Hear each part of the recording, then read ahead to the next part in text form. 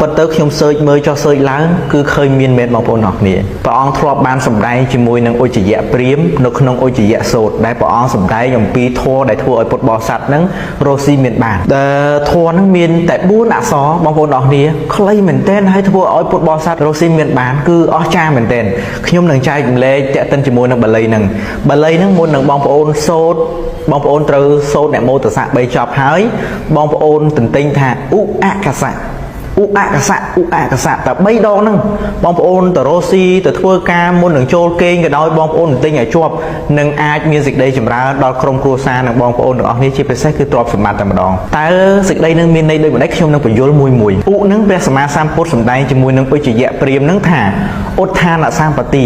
ដល់ព្រមដោយការខិតខំប្រឹងប្រែងព្យាយាមស្វែងរកទ្រព្យសម្បត្តិពោលគឺមានភាពប៉ិនប្រសប់ក្នុងការងារទាំងឡាយទាំងពួងដោយកិច្ចការខិតខំប្រឹងប្រែងព្យាយាមមិនខ្ជិលច្រអូសមានការព្យាយាមមិនដាក់ធុរៈមិនថាការងារណាទេត្រូវតែមានការខិតខំប្រឹងប្រែងព្យាយាមមែនទែន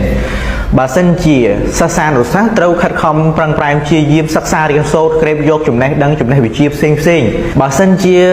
អ្នករស់ស៊ីនឹងត្រូវខិតខំប្រឹងប្រែងព្យាយាមពង្រីកមុខជំនួញត្រូវខិតខំស្វែងរកវិធីសាស្ត្រផ្សេងដោយការមិនខ្ជិលច្រអូស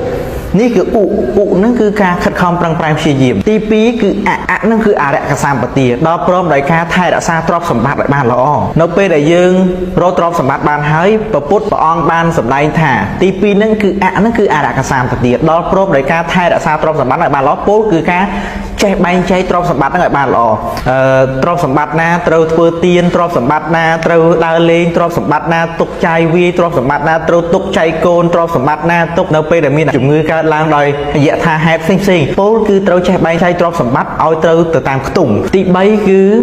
កហ្នឹងគឺព្រះអង្គសម្ដែងថាកល្យាណមិត្តាទី3នេះគឺព្រះអង្គឲ្យយើងនឹងមានការខ្សែគប់នៅកល្យាណមិត្តាពោលគឺ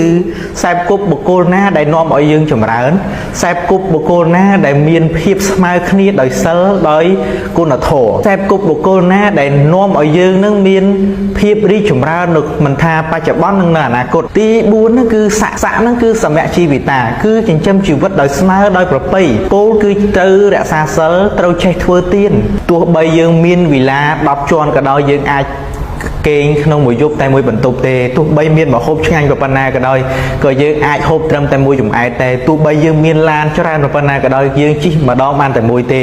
អញ្ចឹងកាលណាបណ្ឌិតពិចារណាឃើញនៅហេតុដឹងហើយគឺត្រូវចិញ្ចឹមជីវិតឲ្យប្រពៃពោលគឺស្លាប់ទៅឲ្យមានគេឈ្មោះល្អ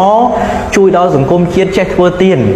អញ្ចឹងបល័យ4យ៉ាងហ្នឹងគឺធ្វើឲ្យយើងនឹងរស់ស៊ីមានបានហើយរស់នៅប្រកបដោយសេចក្តីសុខដែលព្រះអង្គសម្ដែងថានេះជាប្រយោជន៍បច្ចុប្បន្នបើសិនជាបុគ្គលបានខ្សែគប់នៅធម៌ហ្នឹងហើយរមែងចម្រើននៅពេលបច្ចុប្បន្នអញ្ចឹងបល័យហ្នឹងបងប្អូនត្រូវទន្ទិញឡើងវិញឧអកសៈអ្នកមោពុទ្ធយេនអត់តាមពិតទៅខ្ញុំសើច